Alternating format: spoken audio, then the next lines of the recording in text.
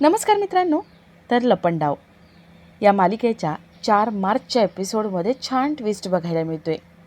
आणि ट्विस्ट असा असणार आहे की सरकार आणि आजी पुन्हा एकदा समोरासमोर येतात. सरकार आजींना म्हणते, तुम्हाला माहिती आहे का, मला शस्त्र चालवायला खूप आवडतात. मी कुठे कुठे कोणती कोणती शस्त्र चालवली सांगू. आजींना त्यांचा मुलगा देवदत्त आठवतो आणि या तेजस्विनीने त्याला मारून टाकलं होतं ते आठवतं.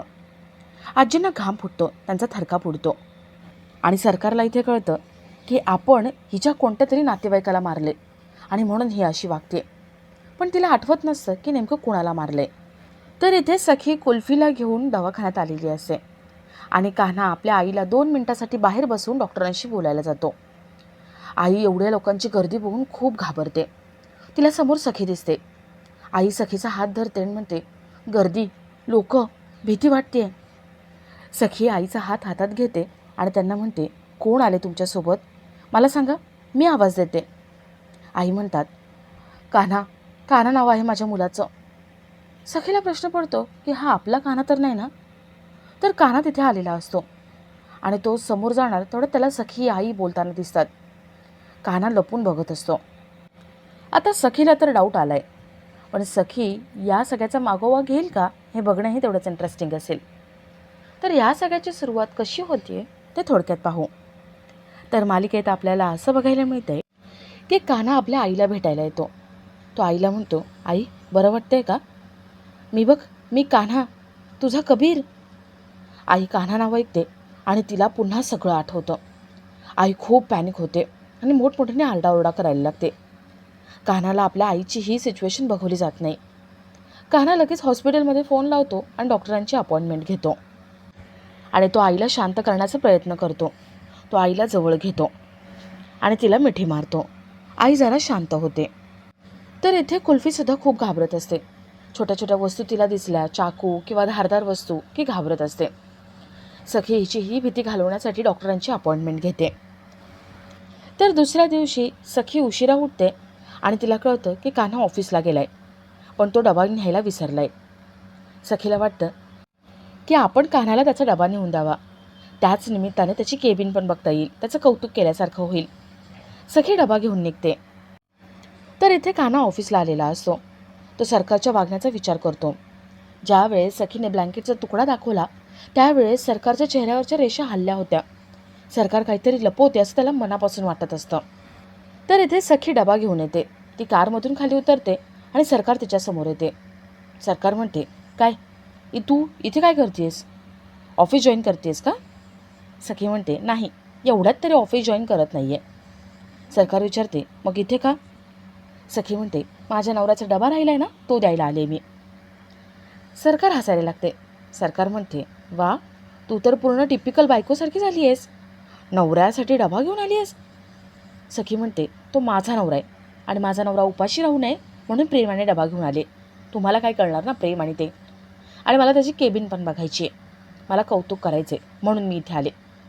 बाजूला व्हा, मला जायचे, लंच टाईम झाला आहे. सखी कान्हाला डबा द्यायला निघून जाते.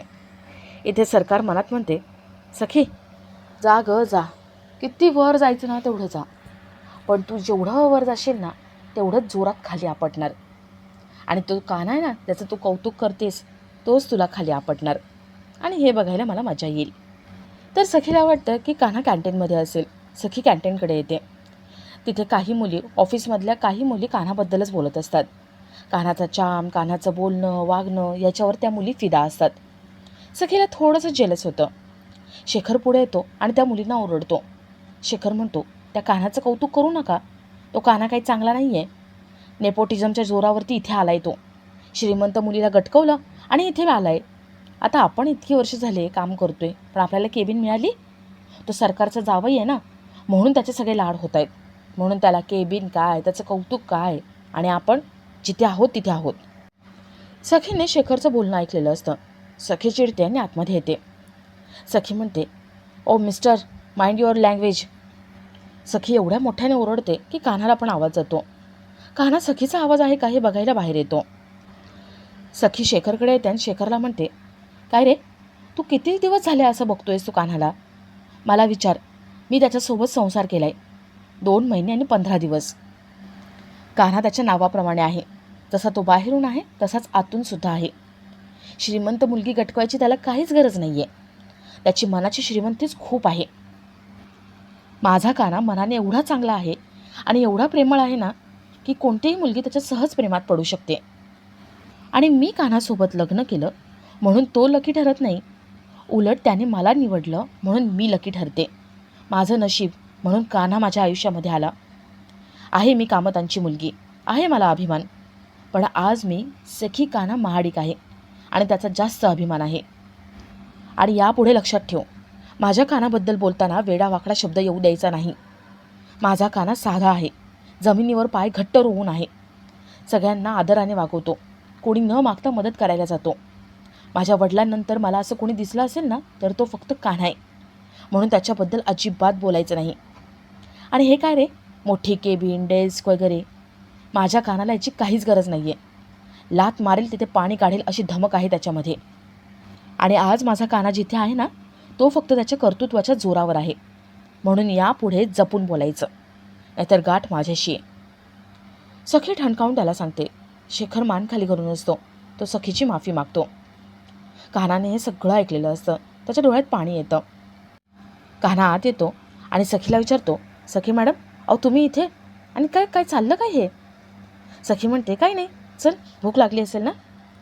सखी कान्हाच्या केबिनमध्ये जातात.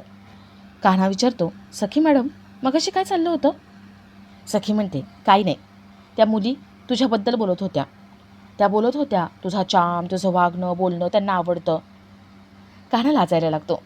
सखी म्हणते, लाजायचं नाही, मी तुला सांगून ठेवते, इकडे तिकडे बघायचं नाही, कुठल्या मुलीकडे बघायचं नाही.